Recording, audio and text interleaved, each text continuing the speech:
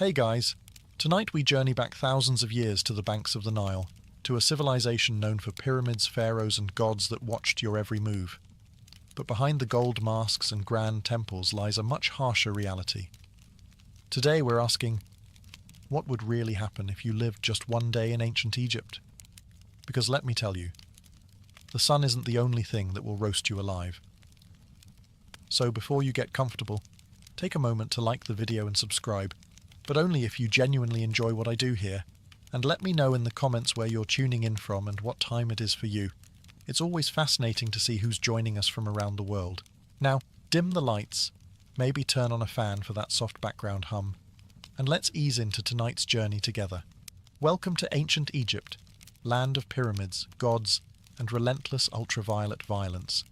Before you even open your eyes, the sun is already blasting through your reed hut, like it's auditioning for the role of unforgiving sky god. There are no curtains, no shades, and certainly no air conditioning. Just the raw, unforgiving heat of the desert, baking everything, including you, by breakfast. You're lying on a straw mat with a linen sheet that's more suggestion than protection. The Nile breeze you were promised in all those travel documentaries? Yeah, it's gone. Probably died sometime around 2800 BC. By the time you stumble outside, the temperature is already flirting with 90 degrees Fahrenheit, or around 32 Celsius, and it's not even mid-morning. The sun doesn't just shine in ancient Egypt. It attacks. Your linen tunic. Useless. It's like wearing tissue paper in a sauna. And don't even think about sunscreen. There's no aloe vera, no SPF 50, not even a floppy hat with a logo from a beach resort. Ancient Egyptians did have protective oils, but unless you're wealthy or work in a temple, you're not getting any of it. Your best option? Smear yourself with mud or crocodile dung, which apparently might keep you from turning into a human torch. Emphasis on might. By midday, the stones under your feet are hot enough to cook lentils. Shade is a luxury. Trees are rare. You might get a little relief hiding behind a mud brick wall, but even that wall is sweating by now. You, on the other hand, look like someone threw you into a clay oven and forgot to set a timer. And you better not complain. Ra, the sun god, is watching. And in ancient Egypt, the sun wasn't just weather, it was divine authority. The hotter the day, the more powerful Ra was feeling. So basically, if you're melting, it's a spiritual compliment. In short, surviving one day in ancient Egypt requires hydration, humility, and an ironclad tolerance for feeling like a roast chicken. And this is just the morning. You're finally out of bed, or rather, off your scratchy straw mat. And the good news is, the Nile is just a short walk away. The bad news? You can already smell it before you see it. Yes, the mighty Nile, the life-giver of ancient Egypt, revered as sacred, the reason civilization here even exists. But let's be honest, it also smells like a fish market had a bad breakup with a swamp. The banks are buzzing with flies, frogs, and things that probably shouldn't have legs but do. Still, this is where you bathe. Soap hasn't been invented yet, and even if it had, you couldn't afford it. Instead, you lather yourself in the freshest cleansing technology of the day, sand. That's right, exfoliation the Egyptian way. Just rub yourself down with coarse grains and call it skincare. It's like nature's sandpaper, but less effective. Washing clothes, also done in the Nile. And by washing, we mean pounding them against rocks, while praying that a crocodile doesn't mistake your laundry for a tasty midday snack. Oh, and just to make things more fun, let's not forget the occasional sewage runoff from upstream. Remember, people, livestock, and the occasional funeral boat all share this river. And yet, somehow, this is considered clean. You scrub, rinse, and emerge feeling slightly less sticky and only moderately more worried about leeches. If you're a city dweller in Memphis or Thebes, you might be lucky enough to use a public basin or cistern. But for everyone else, it's Nile or nothing, and don't expect privacy. This is a public bathing space, shared by families, neighbours, livestock, and the odd ibis pecking around your ankles like it pays rent. Water jars are filled and balanced on heads, carried back to your mud brick house before the midday heat turns the clay into toast. It's a daily ritual, spiritual, necessary, and slightly traumatic. So yes, the Nile is sacred. It feeds you, cleans you, and quenches your thirst. But let's not pretend it's a sparkling oasis. In reality, it's part miracle, part biohazard, and all you've got. By now you've bathed in the crocodile-infested Nile, you've sandpapered yourself semi-clean, and your body feels like a baked fig. Time for breakfast, the most important and least glamorous meal of your ancient Egyptian day. Let's set expectations. There are no eggs Benedict, no fruit bowls, and absolutely no iced lattes. Breakfast in ancient Egypt is less of a culinary event and more of a tactical refueling operation. You sit on a low stool, if you have one, or just squat in the corner like everyone else. The centerpiece of your meal? Bread. Lots of it. Dense, coarse, and often as chewy as a leather sandal. It's made from emmer wheat or barley and baked in clay ovens that may or may not be shared by the local rats. And don't be surprised if there's sand in your slice. Not as a topping, just an uninvited ingredient from the grinding stones. A daily dose of minerals, you could say. Then comes the beer. But don't get excited. This isn't crisp, bubbly craft ale. This is thick, cloudy, lukewarm, liquid bread. More porridge than pint. It's packed with calories and vaguely fermented. A medieval smoothie with the faint taste of sour cereal and survival. Even children drink it. Not to be edgy, but because it's safer than water. At least the brewing process boils out the parasites, unlike the Nile, which we just discussed is basically a petri dish. If you're lucky, and we mean very lucky, you might get an onion or a few dried dates to go with your carbon foam combo. Protein? Only if someone caught a fish and didn't immediately eat it raw.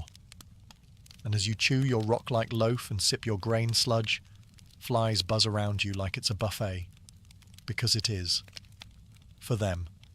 You swat at them with one hand, hold your cup with the other, and try not to think too hard about the fact that this is likely the best meal you'll have today. Breakfast in ancient Egypt isn't about flavour. It's about function. It fuels your body just enough to survive until the next time someone hands you another sand-infused brick of bread. Bon appetit. You've had your gritty bread, your chunky beer, and just enough rest to call yourself functional. Now it's time to work. And trust me, ancient Egyptian labour makes modern burnout look like a spa day. Unless you're a scribe, priest, or royalty, which, let's be honest, you're not. Your job is pure muscle and dust. No air-conditioned cubicle. No coffee breaks. No ergonomic chairs. Just sweat, sand, and a constant risk of collapsing before noon. If you're a farmer, you'll be ankle-deep in Nile mud by sunrise, yanking weeds or planting barley under the eye of an overseer whose hobby seems to be yelling. You use wooden ploughs, crude sickles, and your bare hands. If your back hurts, congratulations, that means it's working. If you're a labourer, things get even more biblical.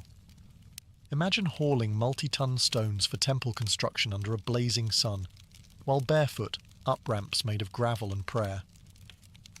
There's no OSHA here. You trip. That's a broken ankle and a shrug from the foreman. Working on tombs? That's another level of grind. You're hammering limestone, chiselling out burial chambers for people who'll get to rest longer than you ever will. And if you mess up a pharaoh's tomb, let's just say job security might involve a sealed chamber and a curse. And if you're a woman, you're not off the hook. Domestic work is also physical labour. Grinding grain, hauling water, weaving linen, caring for kids, and still helping in the fields. Your break is when the baby naps. For 7 minutes. While you prepare dinner. You eat on the go. You wipe sweat with your tunic. You keep moving, because slowing down means falling behind. And falling behind means someone else gets your grain quota and you get the blame. There's no clocking out. The sun is your supervisor. When it finally sinks behind the horizon, you crawl home, half alive, dust-caked, and dreaming of softer sandals and a less aggressive sun god. Work in ancient Egypt isn't just hard, it's endless. It's a full-body commitment to survival, day after day, until your body gives out or your overseer decides you're not worth feeding. And that's not even the worst of it. After sweating your soul out in the fields or quarry, you might be tempted to grumble. Maybe something small. A little, "this job stinks," or "why am I doing this again?" Stop. Right there. Because in ancient Egypt, complaining isn't just frowned upon. It's potentially treason. Why? Because your boss isn't just a ruler. He's a literal god. The pharaoh isn't some guy who got elected or born into a lucky family. He's the human embodiment of Horus, son of Ra, chosen by the heavens to rule over Egypt and keep Ma'at, divine cosmic order, intact. In other words, if the river floods well this year, thank the pharaoh. If it doesn't, well, maybe you didn't pray hard enough. Questioning his authority isn't just rude, it's blasphemy. Speaking ill of him could land you a date with a whip, a set of shackles, or an early trip to the underworld with none of your favourite burial goods. You see his face everywhere, on statues, temple walls, coins, even bread moulds. His name is chanted in rituals. His image is painted larger than everyone else's in every mural. That's not artistic exaggeration. That's law. And don't expect to ever see him. If you're a commoner, the closest you'll get is watching a golden bark float by during a religious festival. Blink, and he's gone. Back to a palace you'll never enter, surrounded by officials, guards, scribes, and enough gold to finance a small civilization. Which, fun fact, he basically does. If you're lucky enough to work on a royal project, say, a tomb, a temple, or a statue the size of a mountain, you serve with divine joy. At least, that's what the state says. You say it too, because pretending you're honoured to carve stone for 14 hours a day is safer than the alternative. And don't even think about rebellion. Pharaohs crush uprisings faster than you can say, dynasty. Just ask the last village that tried to withhold taxes. Oh wait, you can't. It no longer exists. So yes, the pharaoh is divine. And you're just lucky to be allowed to sweat in his name. Now get back to work. If you thought surviving under the sun was hard, just wait until you realize that in ancient Egypt, sand is your roommate, co-worker, seasoning, and mortal enemy. It's everywhere. In your clothes, in your bed, in your food. There is no escaping it. You could be working, praying, sleeping, or minding your own business in the market. And suddenly, a gust of hot wind sweeps by and turns your face into a grainy exfoliation experiment you didn't ask for. Let's start with the clothes. You wear linen. It's light, breathable, and about as effective at keeping sand out as a screen door is at holding back soup. It slides down your tunic, clings to your skin, and somehow finds its way into places you didn't know had creases. Eating? Good luck. Every loaf of bread is basically a sand trap. Since flour was ground between stone slabs, little bits of grit made their way into the dough. Egyptians didn't just eat their wheat. They ate their millstones too. It's why ancient dental remains are often worn flat like river rocks. Imagine chewing your breakfast while also filing your molars. Daily. And if you thought your house was a sand-free zone, think again. Your mud brick home has gaps, crevices, and windows with no glass. Perfect portals for wind-blown sand. Your floors are covered. Your cooking pots are full. Your bed is basically a sandpit disguised as furniture. Shoes? Optional at best. Most Egyptians walked barefoot, meaning you're always one step away from turning your feet into battered leather sandals. If you do have footwear, it's usually a basic pair of sandals made from reeds. Fashionable? Perhaps. Protective? Not remotely. Then there are sandstorms. Egypt's version of a slap from the gods. Sudden, swirling, blinding.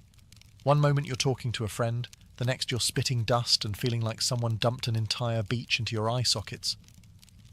Visibility drops to zero, and everyone around you turns into vaguely coughing silhouettes. In short, sand is the roommate who never leaves, the spice in every meal, and the silent enemy of your eyes, lungs, and dignity. It's not just the backdrop of your life, it's part of your body now. And no, you can't wash it off.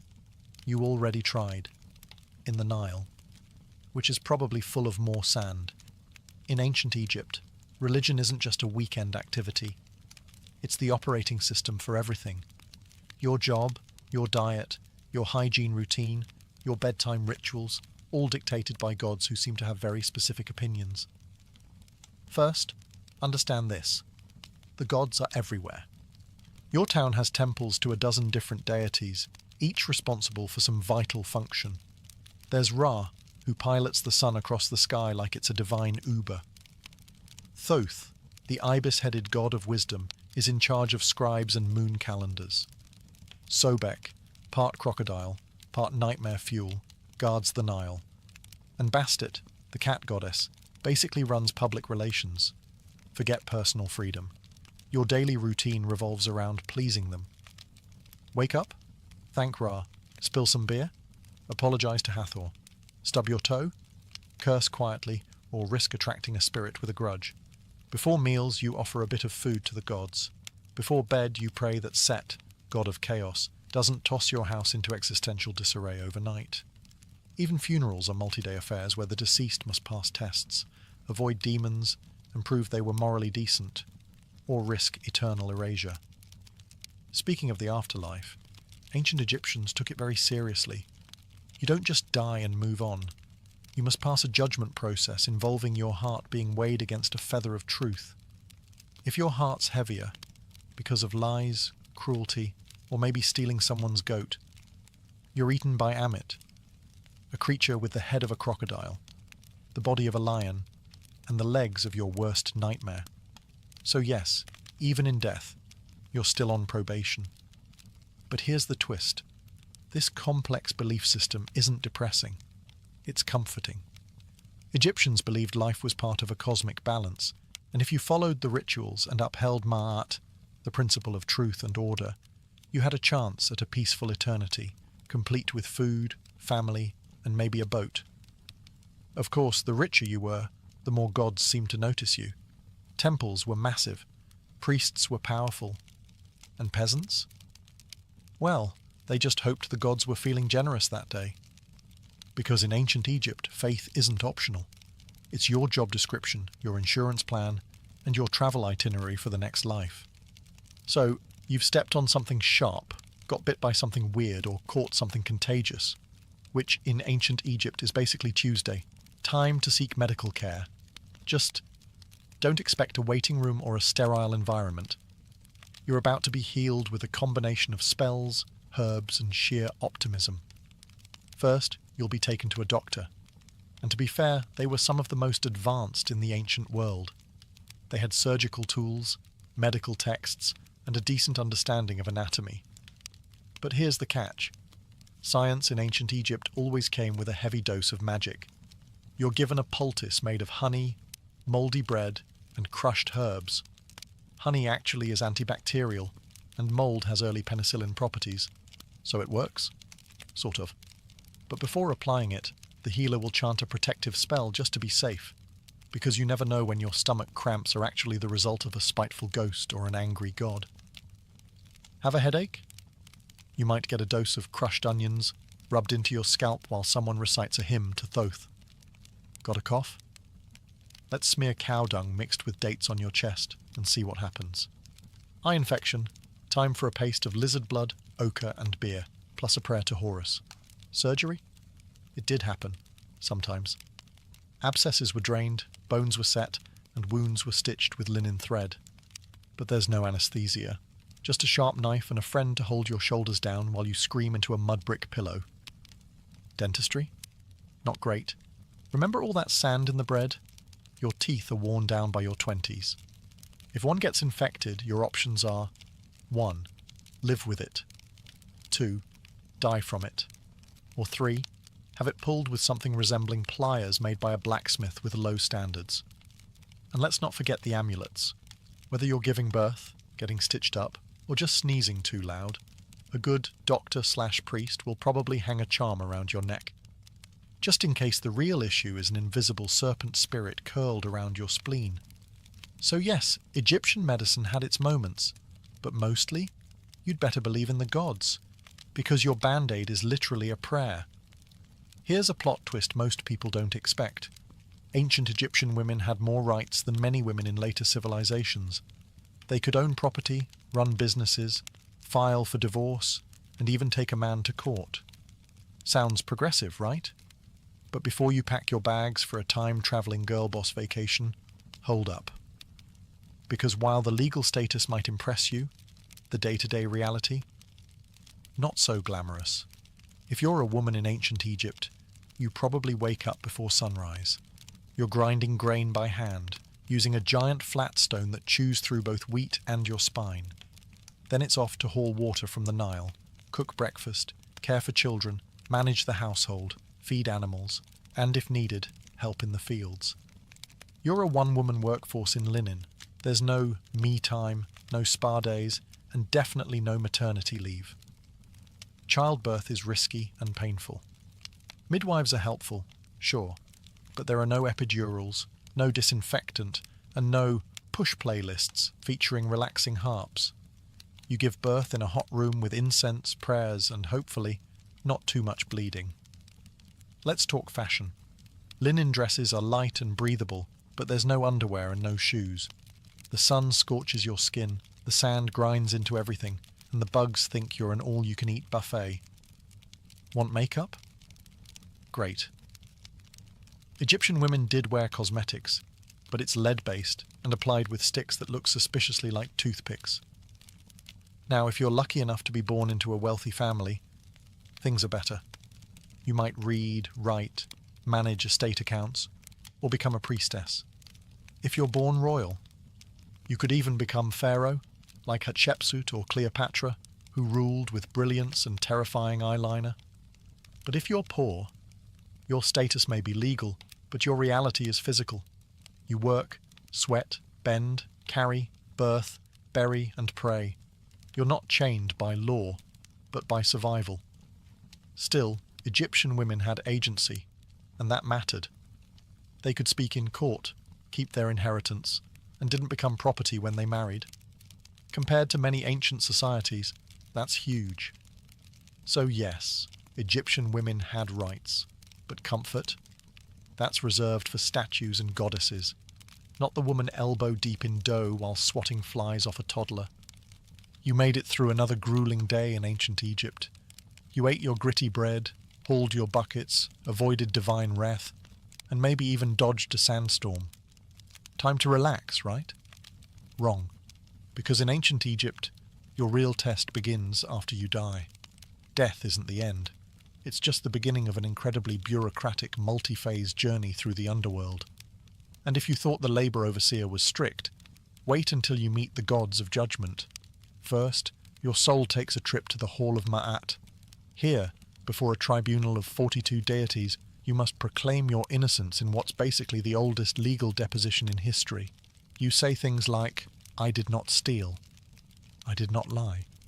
I did not covet my neighbour's donkey. All while hoping the gods buy it. Then comes the heart test, literally. Your heart, believed to be the seat of the soul, is placed on a scale opposite the feather of Ma'at, the symbol of truth, justice, and balance. If your heart is heavier than the feather, well, that means you've lived a wicked life. Enter Amit, part lion, part crocodile, part hippo, all terrifying. She doesn't arrest you, she doesn't fine you. She eats your soul, destroying it forever. No afterlife, no second chances, just eternal non-existence, which, in a culture obsessed with eternity, is the ultimate punishment. And it gets better. You can doom yourself not just by actions, but by words. One wrong confession, one forgotten line during your judgment, and boom, spiritual obliteration. It's like an open book test where failure means getting devoured by a mythological death hybrid.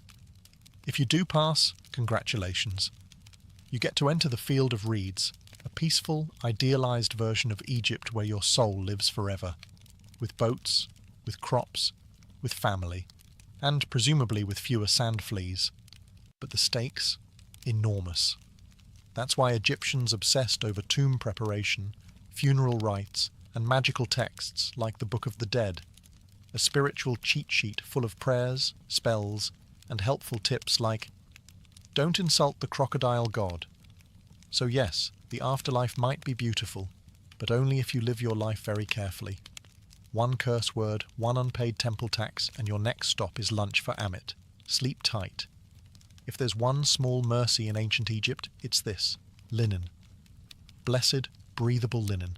Your entire wardrobe, and everyone else's, is made from this plant-based fabric.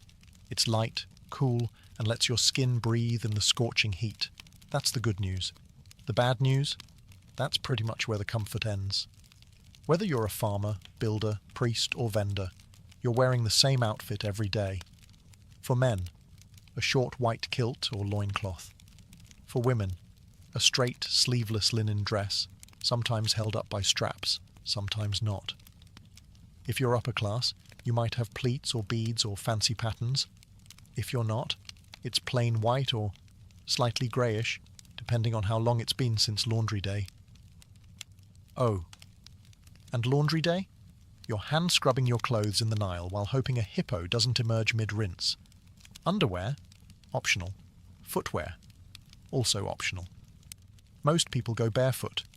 Sandals made from woven reeds or leather are reserved for special occasions or temple priests. So unless you're royalty, expect to spend your days with hot sand between your toes and possibly a sharp rock in your heel. Accessories? Absolutely, but mostly functional. Amulets for protection, necklaces to show status, and eye makeup made from powdered coal, which wasn't just for fashion. It helped reduce glare from the sun and supposedly warded off infections. Yes, even eyeliner had a job in ancient Egypt. But no matter how well you dress, the bugs don't care. Flies, gnats, mosquitoes, they treat your airy outfit as an invitation. You're walking through the day swatting constantly, rubbing on perfumed oils, and praying that your linen doesn't stick to you like a wet curtain the moment the sun reaches full strength. And of course your outfit doesn't change with the seasons, because Egypt doesn't really have seasons, just hot and slightly less hot. So your linen ensemble is basically your year-round uniform, whether it's 110 degrees or a chilly 70-degree evening. So yes, Egyptian clothing was light, elegant, and far more comfortable than what Romans would wear later. But don't let the breezy outfits fool you, because no matter how floaty your tunic feels, your life is still heavy with labour, heat, sand, and bugs that refuse to respect your personal space. You've survived another blistering Egyptian day, hauling bricks, dodging sandstorms, and praying your linen doesn't disintegrate mid-task. But in ancient Egypt, survival is always temporary, because no matter how tough you are, you probably won't live past 35. Let's break it down. If you make it past childhood, which is already an achievement considering infant mortality rates were sky high, you're thrust straight into adulthood by age 13. Marriage, work, and child rearing all start early, because honestly, you're running out of time. You might die from heat stroke, or an infected cut, or childbirth, or crocodiles, or scorpion stings, or bad bread. And forget antibiotics. If you get a fever, the best treatment is honey, herbs, and hoping the gods don't have other plans for your soul. But here's the twist. Egyptians weren't scared of death. They planned for it. In fact, they planned for it better than most people plan for retirement today. If you're rich, you commission a tomb, the ancient version of a 5-star eternity suite. You start saving up grave goods, jewellery, food offerings, perfumes, statues, even tiny servant dolls called shabtais to do your chores in the afterlife. Think of them as spiritual interns who work while you nap forever.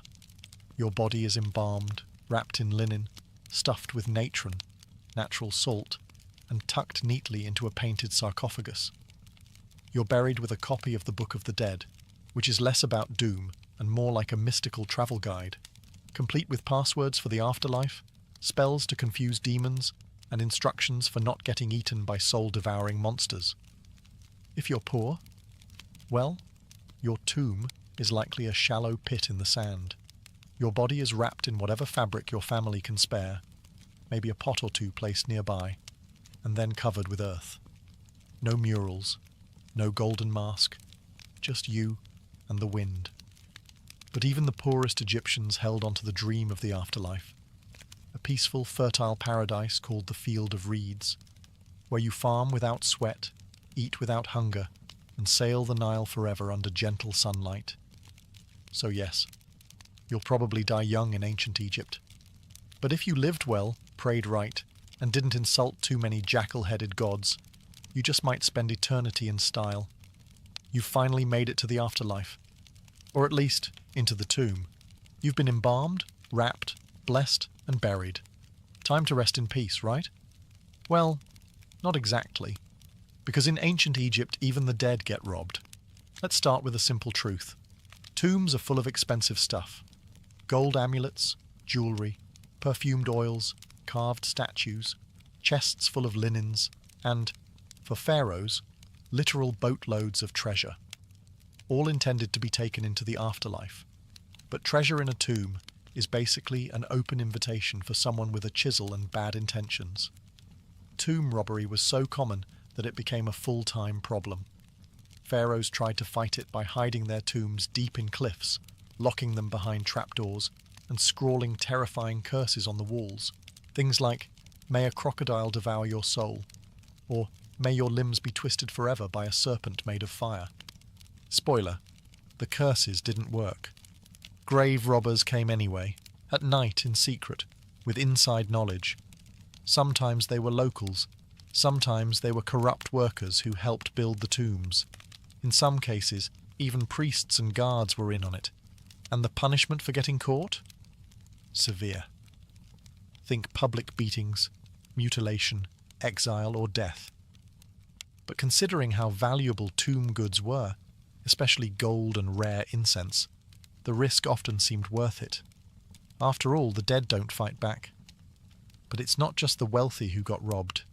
Even commoners' graves were disturbed. Poorer Egyptians might have been buried with a small pot of beer or a loaf of bread for the afterlife. That was still worth stealing. Food was scarce, tools were valuable, and linen was currency. The irony? Tomb robbing wasn't just about greed. Sometimes it was about survival. Egypt went through famines, political collapse, and invasions. A hungry worker might break into a tomb not for treasure, but for food. And when your children are starving, a few funeral offerings look less like sacred objects and more like dinner.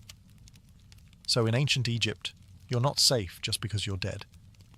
Your tomb can be looted, your name erased, and your mummy unwrapped by some desperate soul with a pickaxe and poor moral judgment. Rest in peace, only if no one knows where you're buried. We've all seen them, those majestic, mysterious carvings on the walls of temples and tombs. Birds, eyes, snakes, lotus flowers, men walking sideways like they're on a fashion runway. Ancient Egyptian hieroglyphs, visually stunning and insanely difficult to learn. Sure, they look cool, but try reading them. Hieroglyphs weren't just decorative art. They were a full-blown writing system with over 700 characters, and growing. Some symbols represent entire words, others are sounds, and many are determinatives, which clarify meaning. Because, writing the word star with an actual star symbol might be too straightforward.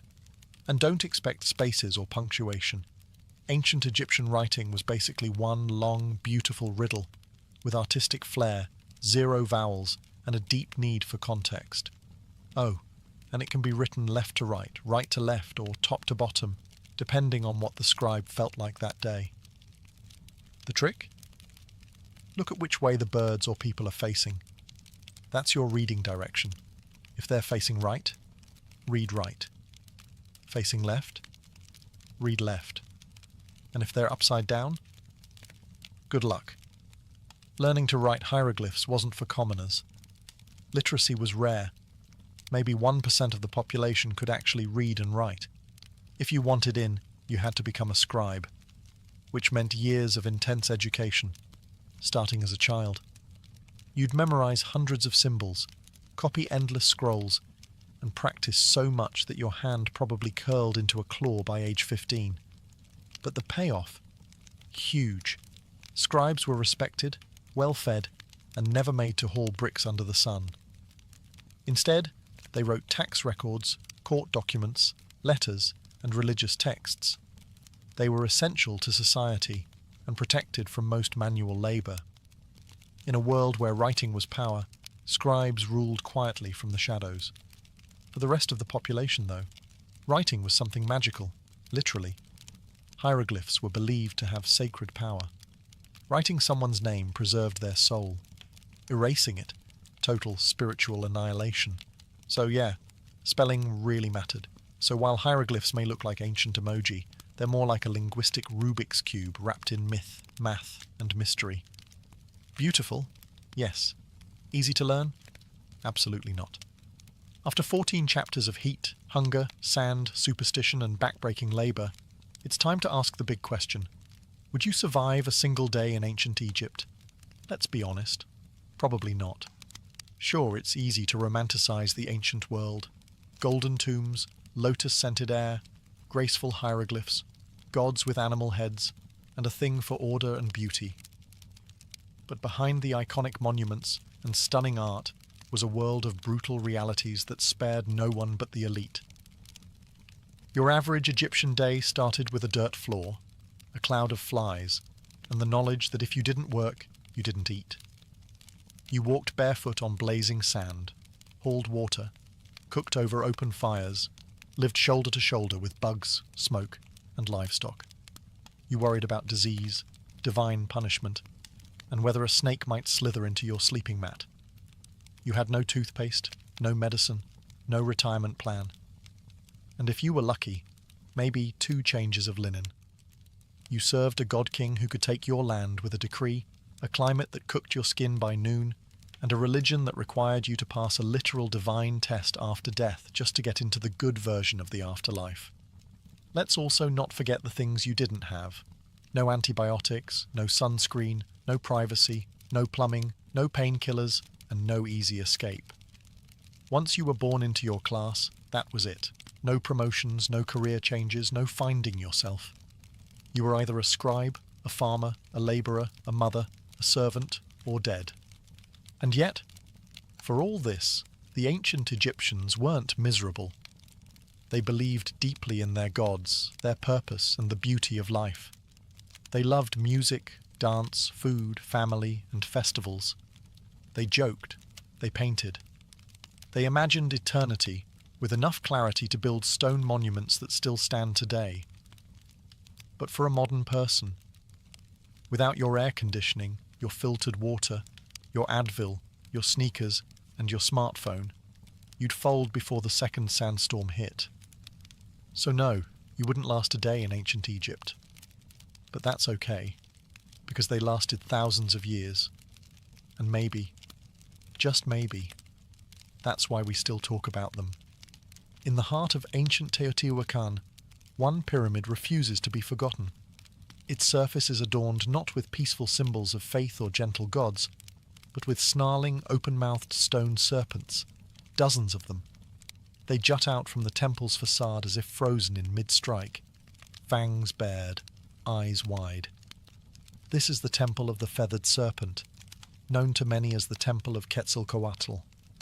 But unlike most temples that reach for the sky with reverence, this one feels different. It feels predatory. From the moment you approach it, there's an eerie sense that you're being watched. The stone serpent heads aren't mere decoration. They were warnings, symbols of divine wrath. And beneath their gaze, something horrific once unfolded. Excavations over the past few decades have revealed something that archaeologists didn't expect. Hidden beneath the temple's base were not just ceremonial offerings, but something far more disturbing, human remains.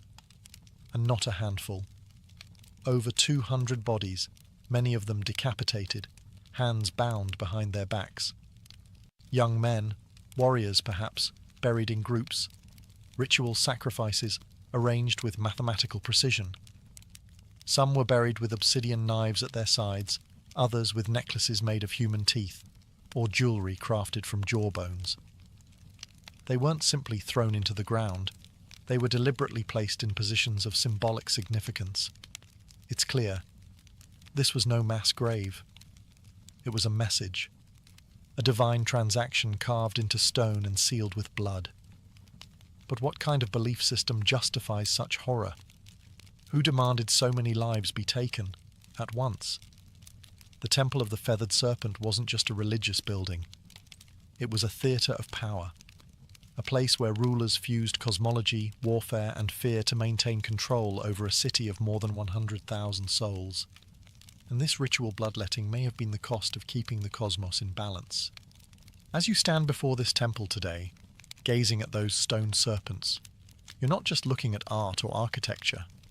You're looking into the eyes of a civilization that believed the gods needed blood, and that they had every right to deliver it.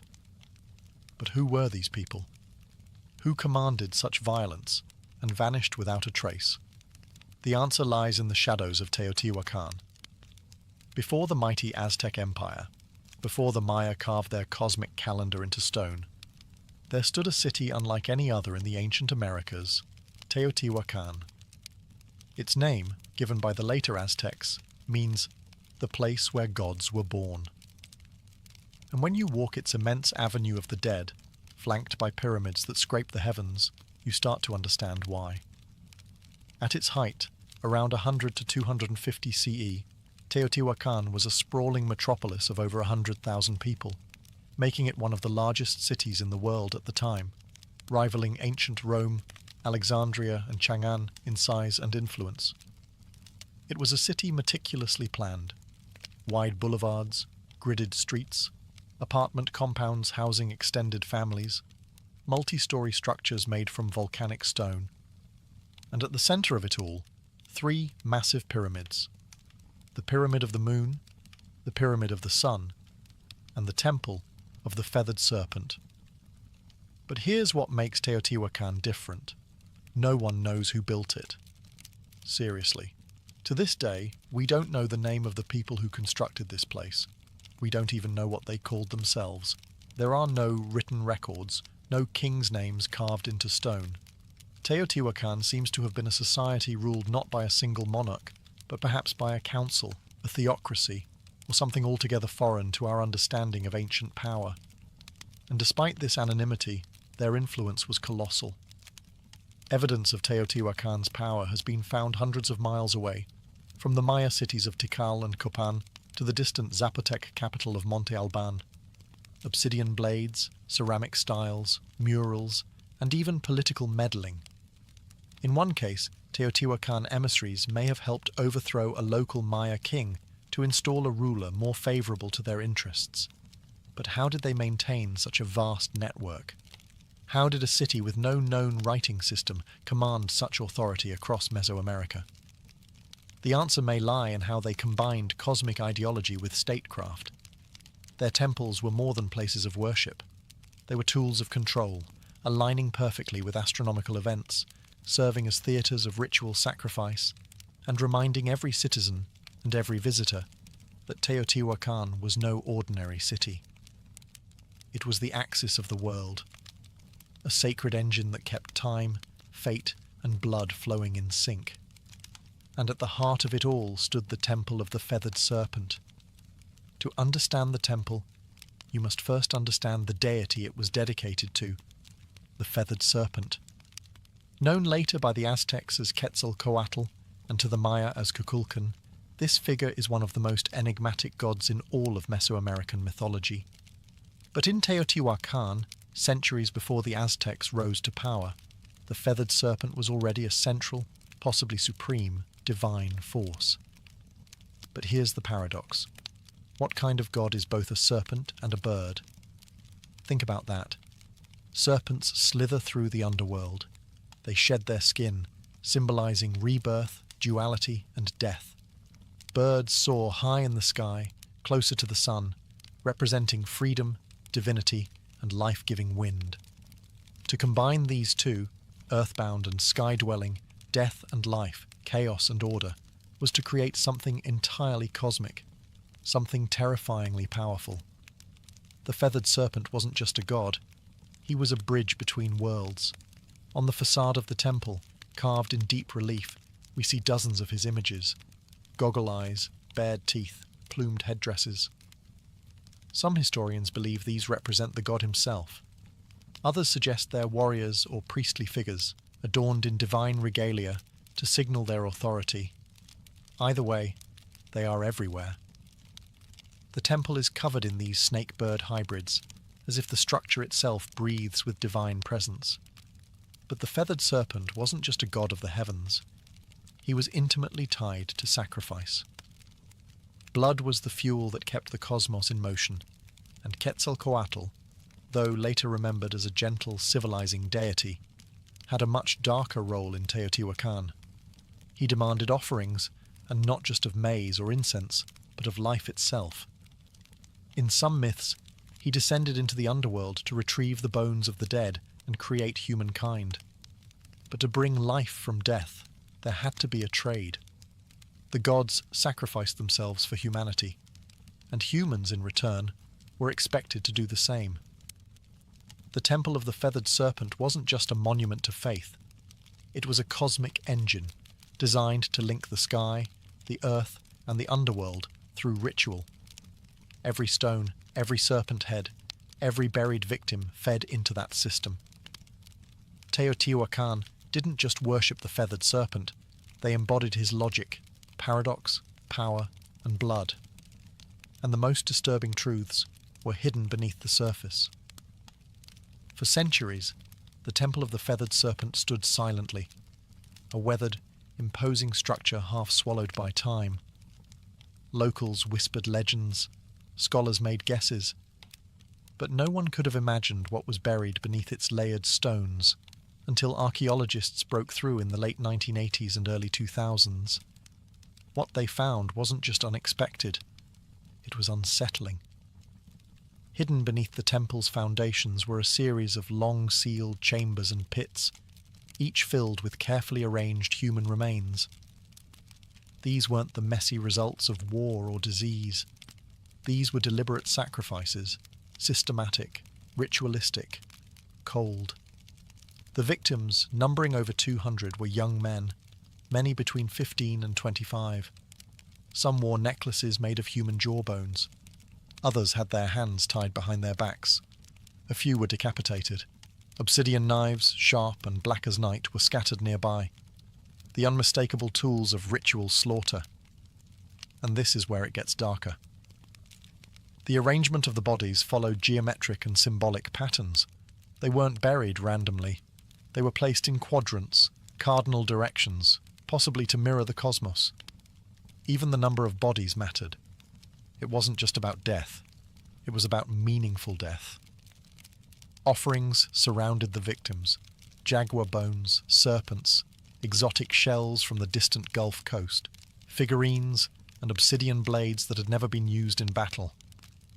This wasn't punishment. It was a gift. These young men, most likely warriors, had been selected not to die in disgrace, but to die as part of something transcendent. To the Teotihuacanos, the very act of building a temple may have required human sacrifice. It was as if every stone had to be consecrated with blood, every layer raised only after an offering had been made. The deeper you dig, the more sacrifice you find. In one chamber, archaeologists discovered elaborate tunnels filled with mercury and mica, materials associated with the underworld. The floor glimmered like water. Was this a symbolic passage to the land of the dead? A mirror of the night sky? The more they excavated, the more it felt like the temple was not built on top of death, but constructed to encase it. The blood didn't stain the stone by accident. The stone was meant to hold the blood. And all of it was for the gods. Look closer at the Temple of the Feathered Serpent, and you'll notice something strange, something unnerving.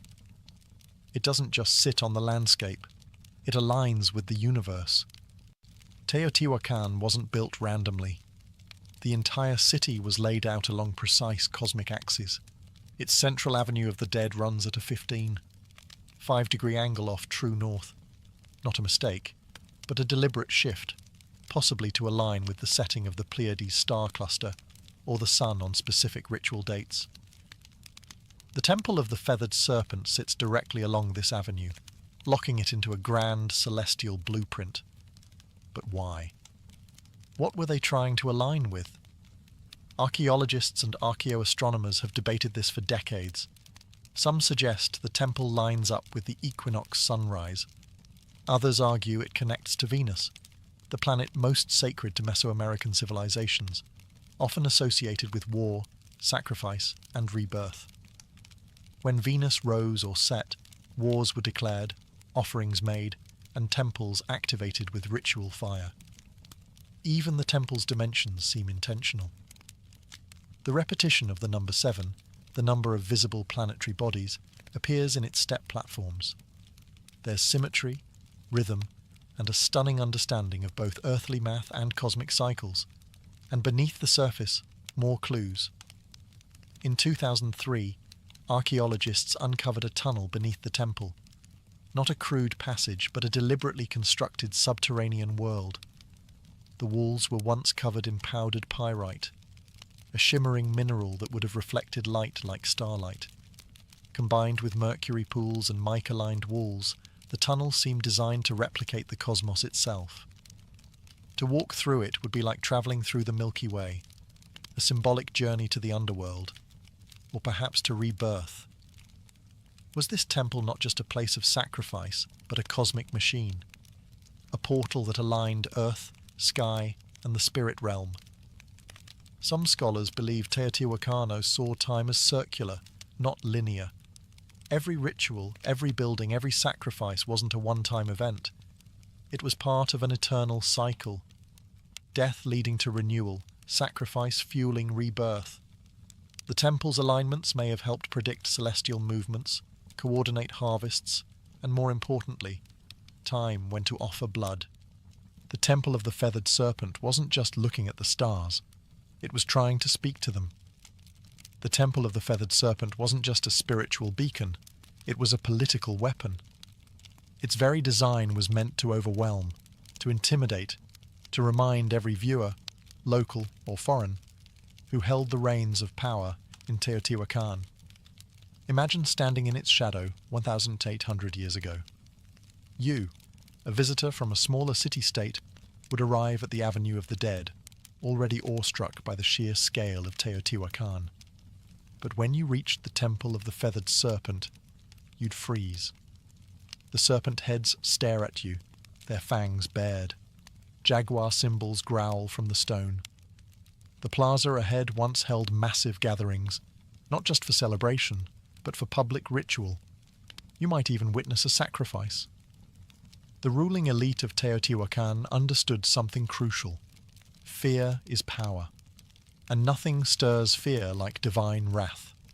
By orchestrating ritual executions in broad daylight, surrounded by cosmic symbols and death imagery, they sent a clear message. The gods are with us, and we are not afraid to feed them. But this wasn't chaos. This was theatre.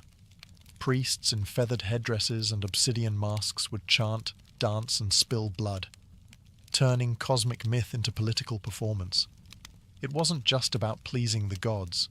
It was about reminding everyone watching that the city's rulers had direct access to the divine.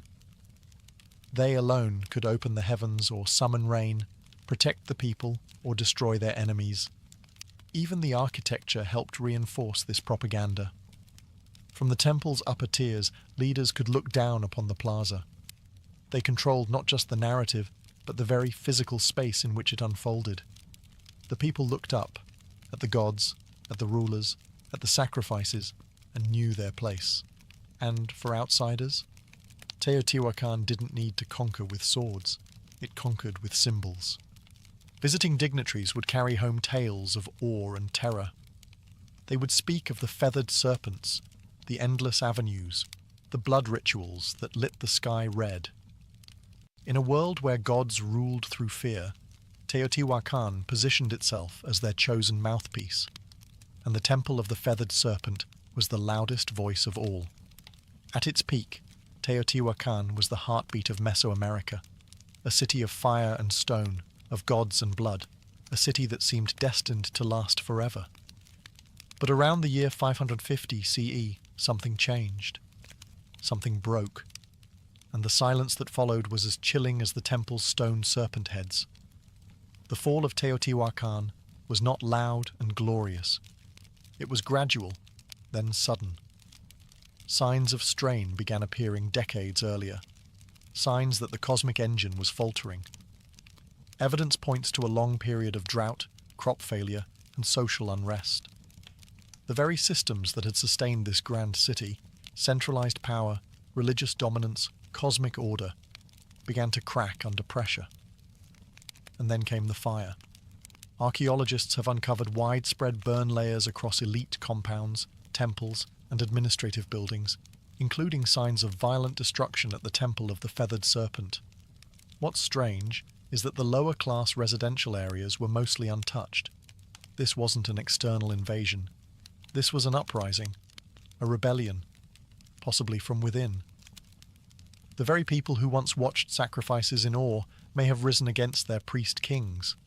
The Temple of the Feathered Serpent, once a symbol of divine authority, was ransacked. Sculptures were defaced, fires were set, ritual spaces were desecrated, and then silence. Teotihuacan wasn't completely abandoned overnight, but it lost its soul. Trade networks collapsed. Artistic production ceased. The great rituals stopped. The ruling elite disappeared. The temple no longer spoke. And yet, the mystery only deepened. Because while the city faded, its memory endured. Centuries later, the Aztecs arrived in the Valley of Mexico and stumbled upon its ruins. They were awestruck. They believed gods had built this place. They named it Teotihuacan, the place where gods were born. They built their own myths around its pyramids, revering it as sacred ground, even as they had no idea who its original builders were. To them, the Temple of the Feathered Serpent was not a ruin. It was a relic of divine truth. But the irony remains. The most powerful city of its time, built on cosmic order and blood, vanished without a written word, without a final record, leaving behind only stone and questions. The gods, it seemed, had gone quiet. For over 1,000 years, the Temple of the Feathered Serpent lay buried beneath layers of dust, volcanic ash, and silence. Locals avoided it. Farmers tilled around it, and the world forgot it. Until the modern age of archaeology arrived and cracked open the secrets buried within its heart. In the early 20th century, Mexican archaeologists began excavating Teotihuacan. What they found was astonishing, a perfectly engineered city far older than the Aztecs. But it wasn't until the 1980s and 2000s that the temple itself began to yield its most intimate and most chilling revelations. One of the most dramatic discoveries came in 2011, when researchers uncovered a sealed tunnel beneath the Temple of the Feathered Serpent. It had been deliberately closed off nearly 1,800 years earlier, as if to prevent anyone from entering ever again. After years of excavation, scientists unearthed a cosmic corridor, a symbolic underworld lined with pyrite to mimic a starlit sky, pools of liquid mercury, and thousands of ritual objects. Jade statues, rubber balls, obsidian blades, and even carved wooden masks. It felt less like a tomb, and more like a message. Why would the ancient builders go to such lengths? What were they trying to preserve, or hide? Some experts believe the tunnel was used in initiation rituals. Others suggest it symbolized the creation of the world, a mythological womb where gods were born, where kings were made, where divine order was negotiated between humans and the cosmos.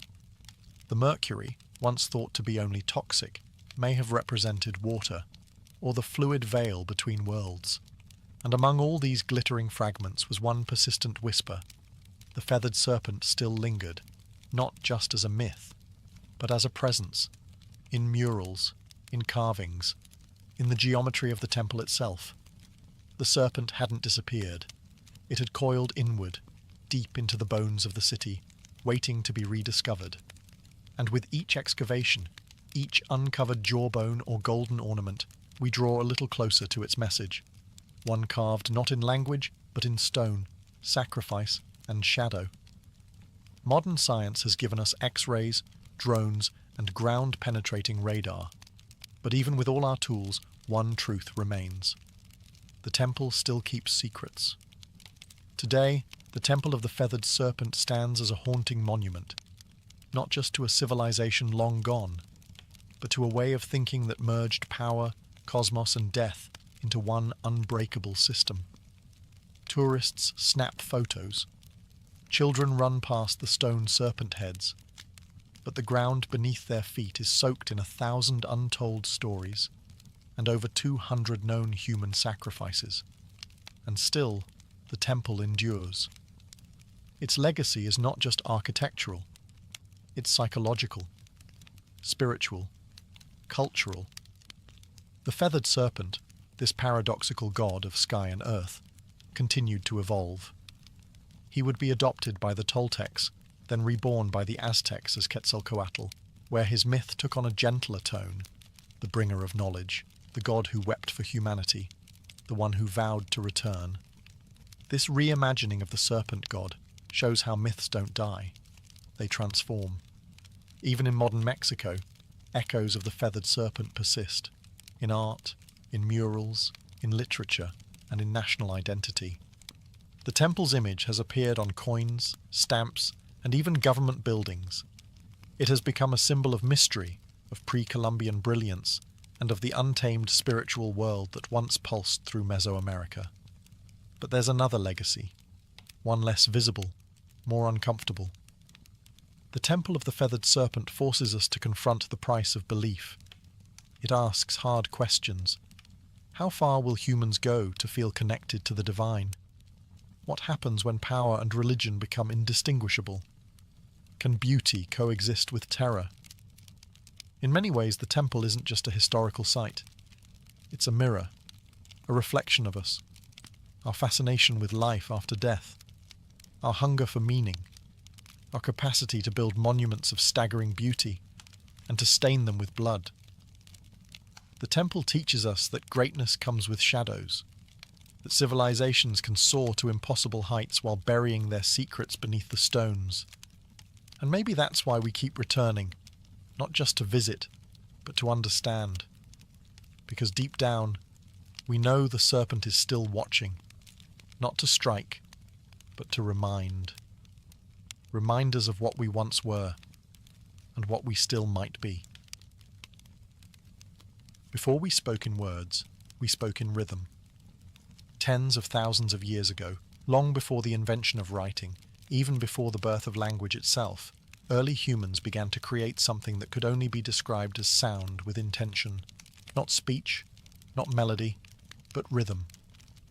A hand slapping hollow bark, a stick tapping a stone, a foot stomping earth in time. Somewhere in that ancient repetition, something magical emerged, the first drumbeat. It wasn't called music, it wasn't called anything, but it felt like something, like communication, like movement, like emotion taking form. Anthropologists have uncovered evidence of primitive percussion instruments dating back over 30,000 years. These were likely made from natural materials, tree trunks, hollowed-out gourds, stretched animal hides. Nothing fancy, nothing preserved. But these rudimentary drums were not toys or idle distractions. They served real purposes, to warn, to summon, to connect. Imagine a tribe scattered across a dense forest. One beat from a distant drum, and others knew, danger is coming. Or a celebration has begun, or the gods are listening. The earliest drums weren't just tools, they were extensions of the human body. A heartbeat externalized, a pulse that could be felt across a valley. Drumming wasn't something you watched or listened to. It was something you participated in together, around fires, under stars, in caves where echoes made the air itself vibrate. These ancient rhythms became a language of emotion, joy, grief, warning, hope, all expressed not in syllables or symbols, but in patterned sound. Before the first flutes were carved, before string instruments were dreamed of, the drum was already alive, anchoring us in time, giving shape to ritual, and uniting individuals into tribes.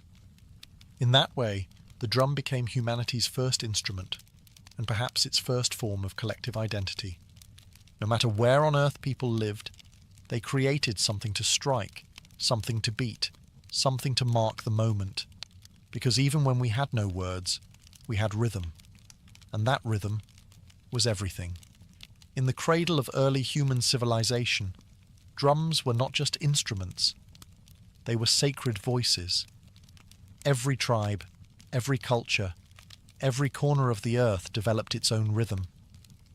But the purpose was nearly universal, to commune with the unseen.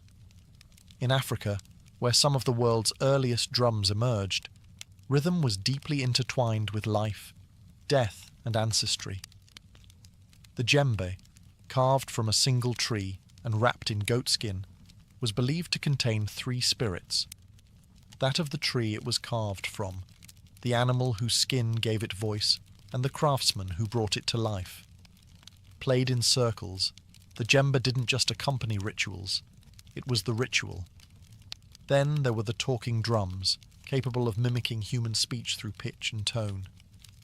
In West Africa, these drums carried messages across miles, relaying news, warnings, births, and deaths from one village to the next. Long before the telephone, humans were already drumming their messages through the landscape. Across the oceans, Native American tribes treated the drum as a living entity. It was the heartbeat of Mother Earth, played in ceremonies to honor ancestors, summon healing, or guide the souls of the dead. The large powwow drum, played by a circle of drummers, was both a musical and spiritual engine, a communal pulse that aligned humans with nature and spirit. In Australia, the Aboriginal people used clapsticks and percussive stomps in the sacred dreamtime, a mythic era of creation. In the Arctic, Inuit shamans struck frame drums to enter trance states, seeking visions or communicating with spirits during long, dark winters. These weren't performances. These were acts of survival, healing, storytelling, and connection. To drum was to remember. To drum was to belong. And always, it was communal. Drums brought people together into sacred circles, synchronizing hearts and intentions. No sheet music, no stage, just bodies moving, hands striking, souls stirring, all unified by rhythm. It didn't matter where on earth you stood. If you heard a drum in the distance, you knew. Something sacred was happening. Something that words alone could never express. From sacred circles to bloody battlefields, the drum has always spoken. Sometimes with comfort, and sometimes with command. As human societies evolved into kingdoms and empires, drums transformed into tools of domination, instruments of order, and weapons of fear. The earliest armies didn't have radios or megaphones. They had drums. In ancient China, massive drums called bo were struck to coordinate troops across vast terrains. With a single resonant boom, commanders could signal a charge, retreat, or flanking maneuver. These drums weren't just loud, they were strategic. Each rhythm meant something specific, and trained soldiers knew how to listen, even through the chaos of battle. In Mesopotamia, temple drums were used to announce rulers and summon the public. But in times of conflict, they echoed through city walls, terrifying enemies with a deep, relentless thunder.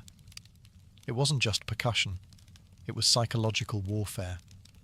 When the Romans marched, they brought with them the tympanum, a frame drum used in processions and by cults like that of Cybele.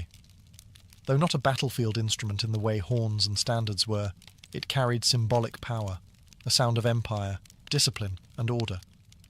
But no army wielded drums quite like the Ottomans. Their meta bands, the world's first known military orchestras, unleashed an overwhelming storm of drums, cymbals, and horns before battles. The relentless pounding of curse, giant kettle drums, and davil, double-headed bass drums, struck terror into the hearts of enemy forces. Some European accounts describe soldiers freezing in panic before even seeing the Ottomans, paralysed by sound. Drums also enforced power off the battlefield. In royal courts across Asia, Africa, and Europe, drum ensembles announced arrivals, marked coronations, and underscored political rituals. To beat a drum was to declare, "Power is present." Even enslaved people in the Americas used drums as tools of resistance.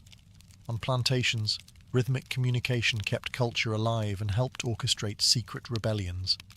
The drum, even under oppression, refused to be silenced. So whether it signaled divine right, military discipline, or raw fear, the drum has always carried a message.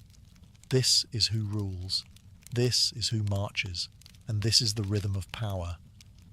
As civilizations branched out across continents, so too did their rhythms, evolving in form, purpose, and philosophy. In the East, drums became tools of precision, spirituality, and ceremony.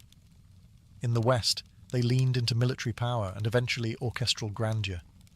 Two worlds, two paths, one heartbeat. In India, the drum became a sacred instrument of divine language.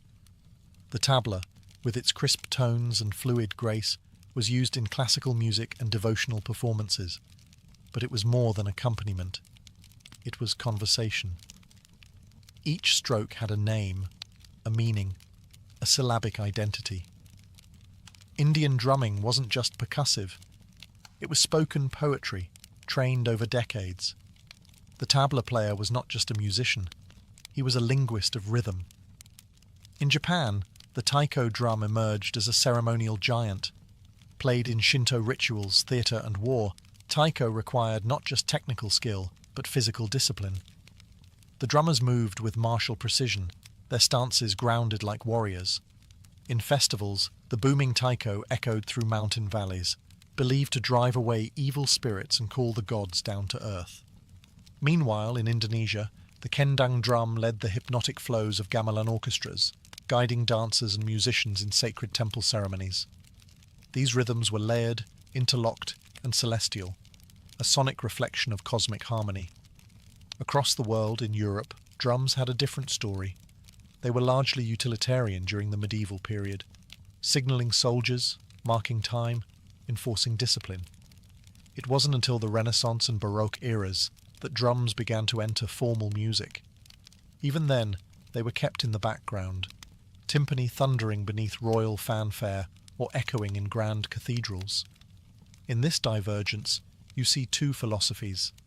The East saw rhythm as art and spirit, something tied to breath, chant, and meditation. The West saw it as structure and force, a tool to rally, march, and measure. But both understood the drum's core power, to shape time, to dictate pace, to elevate ritual, to connect humans in ways that transcend language. East or West, sacred or strategic, the drum remained central. Always listening, always speaking. From mountaintop temples to jungle clearings, from desert fires to candlelit cathedrals, drums have always had a place where the human meets the divine. Long before organized religion took root, rhythm was already a sacred language, a way to pray, to summon, to transcend. In Africa, drums were not just instruments, they were spiritual beings. In Yoruba traditions, for example, the bata drum was used to communicate with the orishas, gods and ancestral spirits. Drummers weren't performers, they were priests. The rhythms they played were encoded prayers, inviting the gods to descend and dance among the living. Each pattern had a purpose, each beat a direction. In Hinduism, the drum appears even in the hands of gods. The deity Shiva, in his form as Nataraja, dances the cosmic dance of creation and destruction with a small hourglass-shaped drum in hand, the damaru. Its beat represents the pulse of the universe itself. From silence to sound, from void to form, the drum is a divine heartbeat. In Buddhism, The ritual frame drum is used in monastic chants and meditation ceremonies. Its slow, soft strikes guide breath and awareness, acting like a metronome for the soul. It's not loud. It's not aggressive. It simply reminds the practitioner to return, again and again, to the present moment. Across the Americas, indigenous tribes use drums in vision quests, sweat lodges, and healing ceremonies. The beat is constant, steady, mimicking the rhythm of the womb, helping participants enter trance states or connect with ancestral spirits. In these spaces, the drum doesn't just accompany prayer, it is the prayer. Even within Christianity, where rhythm was often subdued, the drum still found a sacred role. In gospel traditions, particularly in African American churches, drums became a means of praise and power, a heartbeat behind voices lifted in devotion, a reminder of struggle, hope, and divine rhythm in every life. No matter the faith, the ritual, or the God invoked, the drum has been there, not as decoration, but as a vessel for energy, intention, and the mysteries we cannot speak. Because when words fail in worship, rhythm remains, and the divine always listens. For thousands of years, drums were solitary instruments, one body, one sound, one purpose. But in the heart of the industrial age, something revolutionary happened. In factories, streets, and music halls, percussion was reimagined. And by the early 20th century, multiple drums were no longer scattered across a stage. They were united, forming something entirely new, the drum kit. It was born out of necessity. In the late 1800s, military and theatre bands required several percussionists to play bass drum, snare, cymbals, and woodblocks, each handled by a different person. But space was tight, and budgets were tighter. So drummers began to combine instruments into a single playable setup. By 1909, the first bass drum pedal was patented. A drummer could now strike a massive drum with one foot, freeing their hands to do more. The idea caught fire. Over the next few decades, drummers added hi-hats, toms, cowbells, and ride cymbals, creating a setup that could mimic an entire percussion section, all from one seat. What emerged was more than a tool. It was a drummer's throne. And then came jazz. In smoky clubs and underground dance halls of New Orleans and Chicago, the drum kit exploded into life. Jazz drummers didn't just keep time, they played the kit like a voice, with syncopation, swing, and sensitivity. Legends like Gene Krupa and Buddy Rich turned the drum set into a lead instrument. Rhythm became storytelling.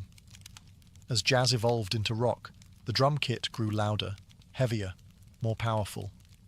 The 1960s and 70s saw kits expand with multiple toms, splash cymbals, and double bass pedals. Drummers like John Bonham, Neil Peart, and Keith Moon pushed the limits of stamina and creativity. The drummer wasn't in the background anymore.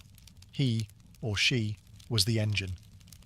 Today, the drum kit is a global staple, from gospel churches to EDM stages, from punk garages to world tours.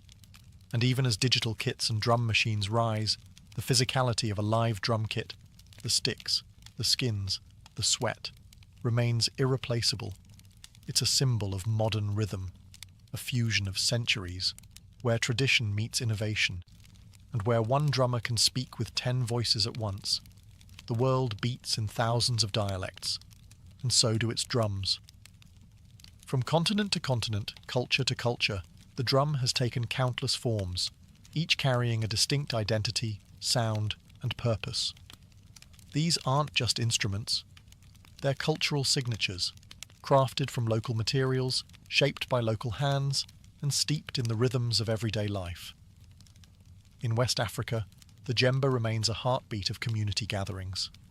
It speaks in sharp slaps and deep bass tones, designed for storytelling and spontaneous conversation. Next to it, the dundun provides the foundational pulse, a rhythmic anchor around which others can dance. In Africa, a drum ensemble isn't just music. It's a conversation between spirits, ancestors, and the living. In the Middle East, the darbuka, a goblet-shaped drum made from clay or metal, delivers crisp, fast-paced rhythms essential to belly dancing and classical Arabic music. Its voice is sharp and articulate, demanding precision from its player and movement from its listeners. Across the Caribbean and Latin America, drums tell a different story, one born from resilience and fusion. The conga, bongo, and timbales reflect the blend of African, indigenous, and Spanish influences. In Cuba, the sacred bata drums are used in Santeria rituals, each drum speaking a divine language tied to the orishas. In Brazil, the thunder of surdo and cuica drive samba parades through the streets, infusing joy into protest, prayer, and carnival. In India, the mridangam and tabla dominate South and North Indian classical music, respectively. These drums are so precise, they are tuned to pitch, blurring the line between rhythm and melody. Each finger movement matters, each stroke carries centuries of tradition. Then there's the frame drum, one of the oldest in human history, appearing in everything from Persian daf to Irish bodhran, from shamanic tools to folk ensembles. Played with fingertips, mallets, or brushes, it's proof that even simplicity can be sacred. What unites them all? Purpose. Whether guiding dance, healing, ritual, or revolution, each drum reflects the soul of its people. Their rhythms carry geography, history, and identity. The global drum family isn't just diverse, it's universal, because no matter where you go, the earth still echoes with rhythm. As the 20th century drew to a close, the sound of drums began to change, not in rhythm, but in texture. The physical gave way to the programmable. The sweaty palms, the wooden sticks, the calloused fingertips, all began to share space with circuits, pads, and software. The age of digital drums had arrived. It began in the 1970s with primitive drum machines. Early devices like the Rhythmicon and Roland CR78 that used analog circuits to simulate basic beats. At first, they sounded robotic, even awkward. But musicians saw something else: consistency, control, and endless possibility. Then came a revolution. In 1980, Roland released the TR-808, a drum machine so iconic its deep booming kick and crisp snare would go on to define entire genres. Hip-hop, techno, electro, and trap were all born in part from its synthetic pulse. It was no longer about mimicking acoustic drums, it was about creating new sounds entirely. As digital audio progressed, so did the tools. Electronic drum kits like the Roland Fee drums allowed drummers to play naturally while triggering thousands of sampled or synthesized tones. Artists could now rehearse silently, record without microphones, and switch drum kits with the press of a button. And with computers came digital audio workstations, DAWs, like Ableton, FL Studio, and Logic. Now, anyone with a laptop could build complex rhythms, layering kicks, snares, hi-hats, and sub-bass into vast sonic architectures. Finger drumming on MIDI pads became an art form of its own. Some feared this shift meant the death of traditional drumming, a replacement of human feel with cold precision. But that didn't happen. Instead, hybridity emerged. Acoustic drummers began integrating triggers and samples into their kits. Producers started layering human-played drums with machine beats. The organic and the synthetic found a groove together. Digital drums didn't erase the past. They reimagined it. And today, we live in a world where a single person in a bedroom can build rhythms once requiring entire orchestras, where ancient grooves from Africa, Asia, and the Americas can be sampled, twisted, and given new life in neon-lit dance floors. The tools have changed, but the purpose remains the same: to move bodies, to shape time, to make silence speak.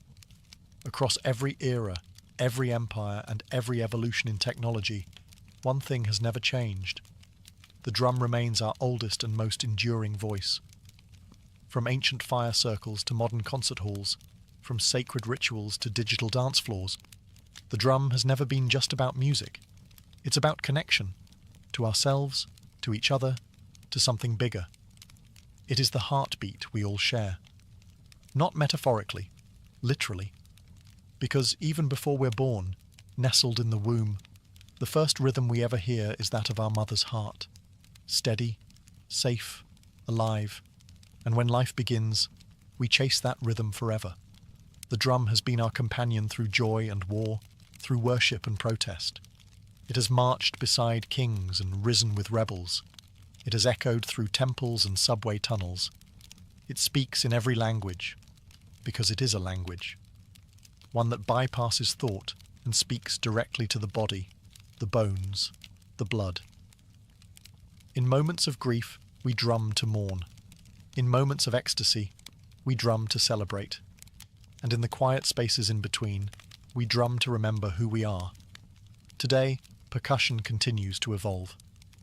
You can find handpan street musicians weaving new age rhythms on city corners, indigenous communities preserving ancient drumming traditions against all odds, stadium drummers rallying crowds in unison, children banging pots and pans with instinctual joy.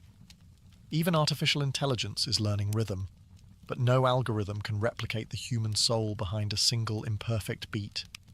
Because rhythm is not just counted, it's felt. And maybe that's why the drum has outlived empires and trends.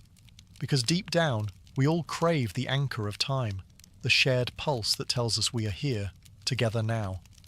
No matter how advanced our instruments become, or how virtual our experiences grow, there will always be something profoundly grounding about skin on skin, stick on hide, hand on wood, a beat, a breath, a beginning. The drum is not a relic of the past. It is a reminder that we were always meant to move in rhythm, to listen, to feel, to play. And as long as humanity endures, the drum will never be silent. Before Manhattan became a forest of glass and steel, it was an island of shadows, not cast by towers, but by church steeples and sloping rooftops. In the early 1800s, the skyline barely existed. The city clung to the southern tip of the island, a dense sprawl of brick townhouses, timber-framed shops, and dirt-packed roads.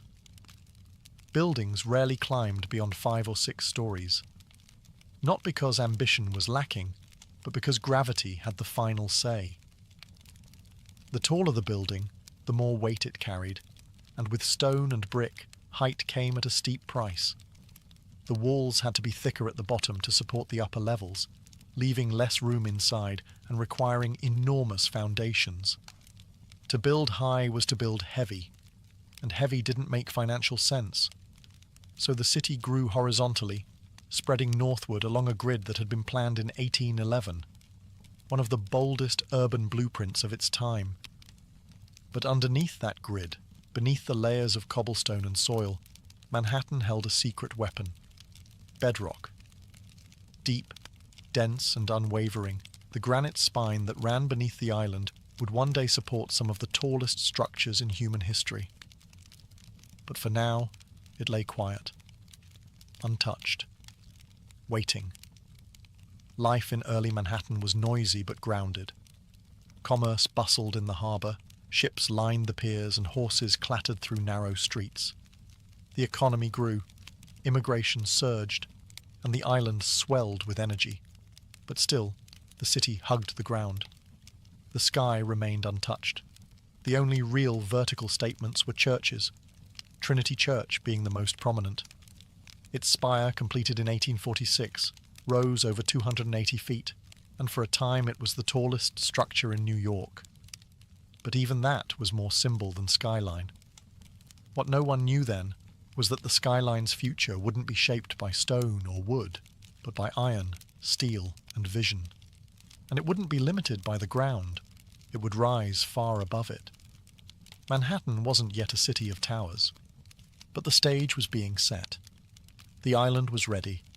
The dream was forming. And soon the skyline would begin to stretch. For centuries, gravity was the greatest architect in Manhattan. It kept buildings short, cities flat, and human ambition tethered to the earth. But in the mid-19th century, two breakthroughs would break the skyline wide open. One lifted people, the other lifted buildings. The first came in 1852, when an inventor named Elisha Otis unveiled his revolutionary safety elevator. In a dramatic demonstration at the New York Crystal Palace, Otis stood on a platform suspended high above a crowd.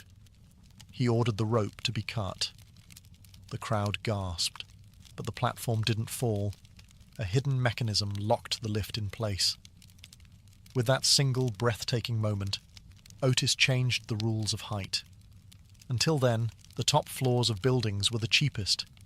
No one wanted to climb stairs. But once elevators became safe and practical, those upper floors became premium space, offering light, air, and status. The vertical city suddenly made economic sense. But being able to move people upward wasn't enough. Buildings still relied on load-bearing walls, which grew thicker and more cumbersome the higher they went. That's where innovation number 2 arrived: the steel skeleton. In the 1880s and 1890s, engineers began using steel frames to support the weight of buildings, allowing exterior walls to become thin curtains rather than heavy structural anchors. This method, known as steel frame construction, gave architects a new freedom: build as high as the frame could handle. Suddenly, height was no longer a risk, it was a strategy. The technology had arrived, the materials were here, and Manhattan, with its solid bedrock and booming economy, was the perfect canvas. The island's tight geography encouraged vertical thinking, and its status as a financial capital meant that everyone, from banks to newspapers, wanted their name visible in the clouds. The elevator made the sky accessible. The steel skeleton made the sky buildable. Together, they didn't just change architecture, they redefined what a city could be. Now, the race would begin, not outward, upward. By the late 19th century, New York City was no longer content to sprawl. It wanted to soar. The ground was full, the streets were packed, and the only place left to build was up. With steel frame construction and the elevator now established, Manhattan became a proving ground, and the skyline, a battlefield for ambition. The first shots were fired in the 1890s. In 1890, the New York World Building, home to Joseph Pulitzer's newspaper empire, rose 20 stories above Park Row. It was the tallest office building in the world, briefly. Not to be outdone, the Park Row building claimed the title next in 1899, standing at 391 feet. Each new tower was a declaration, not just of wealth, but of vision.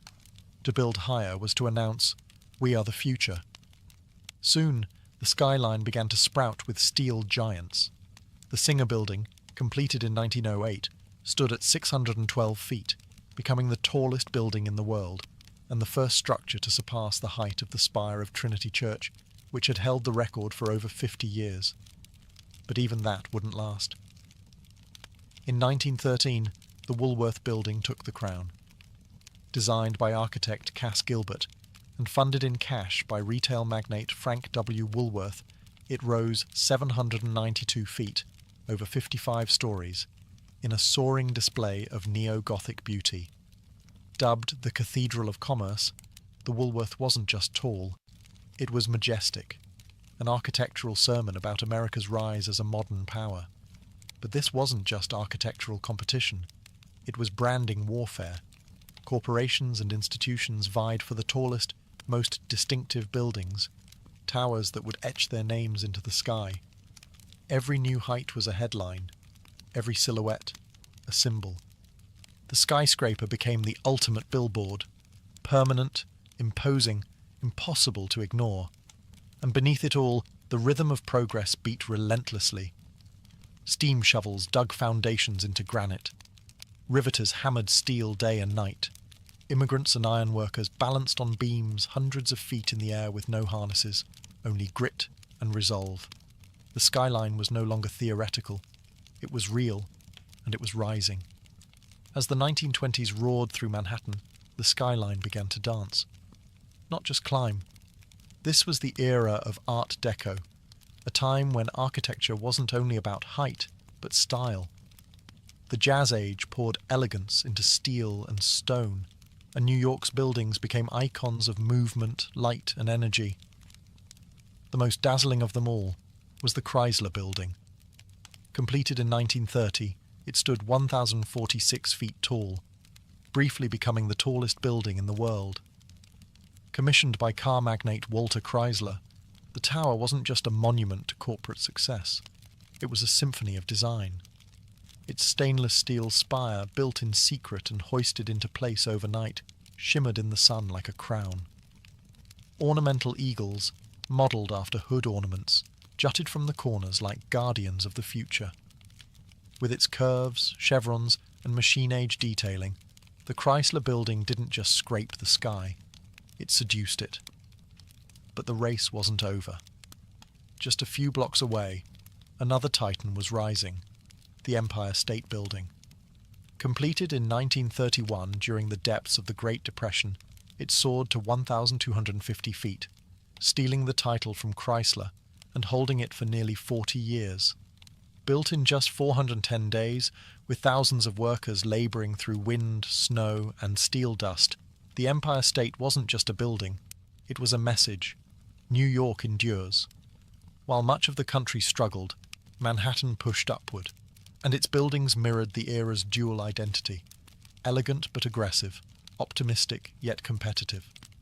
The Art Deco style captured the contradictions of the time, geometric but graceful, modern but steeped in myth. Towers weren't just functional, they were sculpted, glowing at night like beacons of possibility. And yet, beneath all that glitter, there was purpose. These skyscrapers were built by barons and moguls who wanted more than profit. They wanted legacy. A permanent place in the skyline, and in history. By the end of the 1930s, Manhattan's silhouette had taken shape. The city was no longer just a capital of finance. It was a cathedral of ambition, a skyline that didn't whisper progress, it shouted it. After World War II, Manhattan's skyline entered a new phase, one less ornamental, more corporate. The elegance of Art Deco gave way to glass, steel, and straight lines. America was now a global superpower, and New York was the front office of that empire. The skyline adapted accordingly, not with decorative spires, but with monuments of efficiency.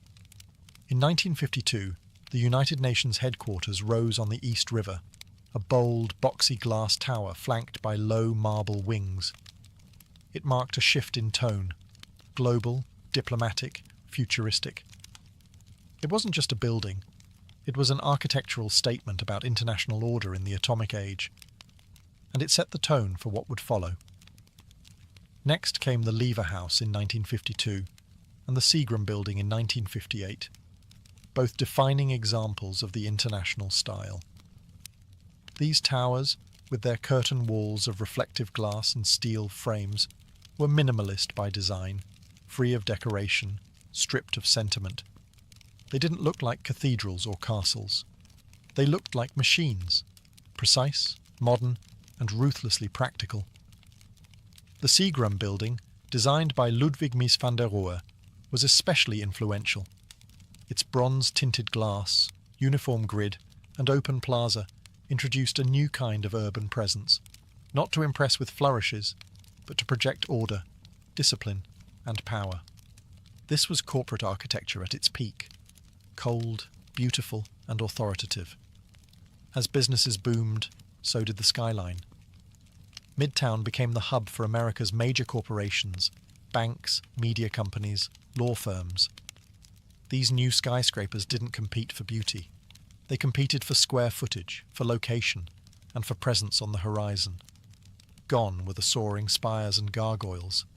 In their place stood mirrored monoliths, anonymous giants that reflected not just the clouds, but the ambitions of Wall Street. And yet, in their silence and simplicity, these towers spoke volumes. They told the story of a country obsessed with growth, precision, and modernity. They defined the corporate era, shaping the look and feel of cities across the globe. But even amid all this glass and steel, one thing remained true. The skyline was still a symbol. Only now it whispered power, rather than shouted beauty. By the late 1960s, New York was already a vertical masterpiece, but it still had room to dream bigger. That dream took shape at the southern tip of Manhattan, where a pair of identical towers would soon alter the skyline forever. They were bold, controversial, and unlike anything the world had ever seen. They were the twin towers of the World Trade Center. Conceived as a hub for global commerce, the World Trade Center project was overseen by the Port Authority of New York and New Jersey. Architect Minoru Yamasaki designed the buildings with a radical minimalist approach. Vertical lines, aluminum cladding, no setbacks. Each tower would rise over 1,160 feet, dwarfing every building before them. The ambition wasn't just architectural, it was ideological, a statement of global connectivity, a new temple for capitalism. Construction began in 1966. To make room, an entire neighborhood, Radio Row, was raised. The foundations required a revolutionary technique known as the slurry wall, allowing engineers to build deep into the soft riverbed while holding back the Hudson. It was one of the most challenging engineering feats of its time. When completed in 1973, the Twin Towers weren't universally loved. Some critics called them sterile or boxy. Others mourned the loss of the ornate towers of the past. But to many, the towers were pure presence, bold, confident, and commanding. They didn't dance with the sky like the Chrysler. They didn't taper like the Empire State. They stood firm, twin pillars of certainty and scale. More than just buildings, the World Trade Center became an international symbol of business, of unity, of American might. People came from around the world to visit the observation decks, to dine at windows on the world, or simply to stare up in awe from the plaza below. For nearly 3 decades, the Twin Towers dominated Lower Manhattan. They anchored the skyline, giving it symmetry and gravitas, and while other cities built taller structures, none carried the iconic weight of those 2 towers rising side by side. The skyline had changed once again. This time, not with ornament or artistry, but with monumental ambition. On the morning of September 11, 2001, the Manhattan skyline changed forever, not by cranes or construction, but by violence and smoke. In less than 2 hours, the Twin Towers of the World Trade Center collapsed into dust, fire, and twisted steel. Thousands of lives were lost, and the 2 pillars that had once defined Lower Manhattan were gone. The attack wasn't just an assault on people or buildings. It was an assault on symbols, on what those towers stood for: commerce, modernity, freedom, ambition. For decades, the Twin Towers had defined the southern end of the island. Their clean, monolithic forms had become visual shorthand for New York itself. Now, that skyline was fractured. In the days and weeks that followed, Lower Manhattan became a wound, open, smouldering, raw. Where once there had been height and light, there was only absence. And that absence echoed. Photographs of the skyline looked hollow. The familiar silhouette was broken, and the space that had once pulsed with global energy became known as Ground Zero. For the first time in a century, Manhattan wasn't building up. It was mourning. The city grieved, but it also endured.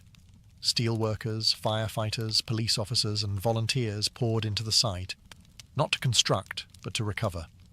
Rubble was cleared. Lives were honored. Silence replaced the clang of iron. In a city always rushing forward, this was a forced pause. A long breath held in collective pain. But even in sorrow, New York did what it had always done. It looked up. Discussions about rebuilding were complicated, emotional, political.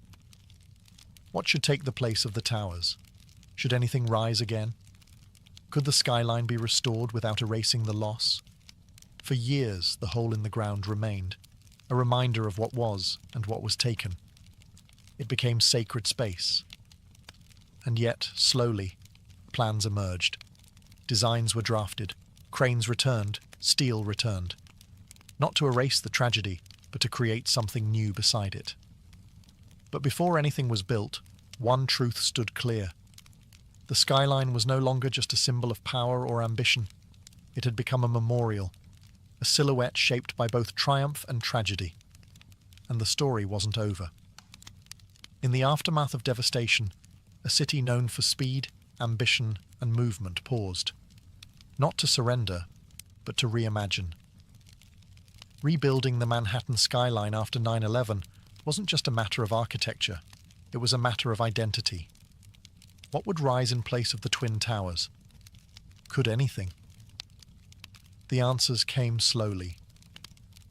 In 2003, a design by architect Daniel Libeskind was selected for the new World Trade Center site. It wasn't just about height, it was about healing, memory, and renewal. The plan would blend commercial space with public memorials, parks, transportation, and light. It wasn't a return to what had been. It was a statement of what could be. At the heart of it all stood a new tower. One World Trade Center, originally called the Freedom Tower. Rising from the northwest corner of Ground Zero, it would become the tallest building in the Western Hemisphere at 1,776 feet, a number chosen to echo the year of America's independence. But this wasn't just about patriotism. It was about defiance, about reaching up, again, despite loss.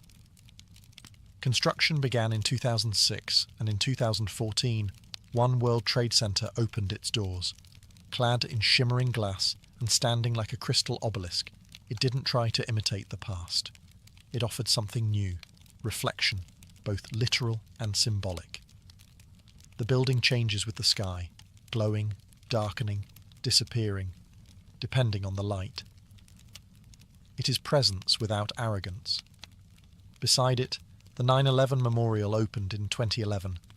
Two deep voids where the original towers once stood, each with a continuous waterfall and the names of the fallen etched into bronze. It's not just part of the skyline, it's part of the city's soul. The new skyline took years to take shape. Other towers rose, 3 WTC, 4 WTC, and 7 WTC, each one sleek, modern, and purposeful. Together, they represent not just a city rebuilt, but a city transformed.